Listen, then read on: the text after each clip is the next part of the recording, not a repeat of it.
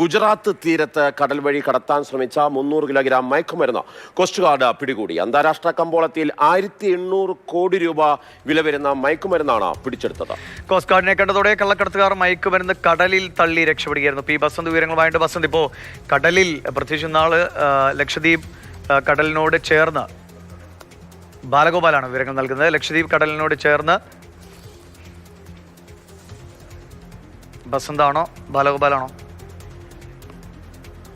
വിവരങ്ങളുമായി പി ബസന്ത് ചേരുന്നുണ്ട്.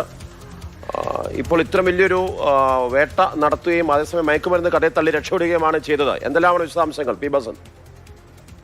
കഴിഞ്ഞ ഏതാനും മാസങ്ങളായി തന്നെ ഗുജറാത്ത് തീരം വഴിയുള്ള വലിയ തോതിലുള്ള മയക്കുമരുന്ന് തടയാനുള്ള നടപടികളാണ് കോസ്റ്റ് ഗാർഡ് സ്വീകരിച്ചിട്ടുള്ളത്. ഏപ്രിൽ 12, 13 രാത്രിയിലാണ് ഇടയ്ക്കുള്ള രാത്രിയിലാണ് ഈ തരത്തിലുള്ള വലിയ തോതിലുള്ള ഒരു കള്ളക്കടത്ത് നീക്കം കോസ്റ്റ് ഗാർഡ് തടഞ്ഞത്. 300 കിലോഗ്രാം മയക്കുമരുന്നാണ്. അതായത് അന്താരാഷ്ട്ര മാർക്കറ്റിൽ ഏകദേശം 1800 കോടി രൂപയുടെ മയക്കുമരുന്നാണ് ഈ കടൽ വഴി കടത്താൻ ശ്രമിച്ചത്. ഇത് കോസ്റ്റ് ഗാർഡ് തടയുകയും കോസ്റ്റ് ഗാർഡിന്റെ കപ്പൽ കണ്ടതുകൊണ്ട് ഈ കള്ളക്കടത്തുകാർ മയക്കുമരുന്ന് കടലിൽ തള്ളി രക്ഷപ്പെടുകയായിരുന്നു. ഇത് പിന്നീട് വീണ്ടെടുക്കുകയും ഗുജറാത്ത് APSന് കൈമാറുകയും ചെയ്തിട്ടുണ്ട്.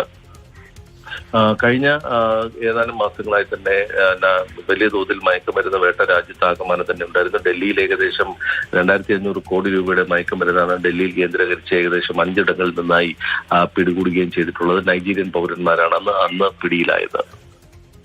ശരി, പി ബസന്താണ് വിവരങ്ങൾ നൽകിയത്. 1800 കോടി വില വരുന്ന മയക്കുമരുന്നാണ് പിടികൂടിയത്. ഇപ്പോൾ കടൽ കേന്ദ്രീകരിച്ചുള്ള പരിശോധന വ്യാപകമായതോടെ പലതവണയായി വലിയ അളവിലാണ് മയക്കുമരുന്ന് നാവികസേനയുടെയും ഒക്കെ സംയുക്തമായിട്ടുള്ള ഓപ്പറേഷനിലൂടെ പിടികൂടുന്നത്.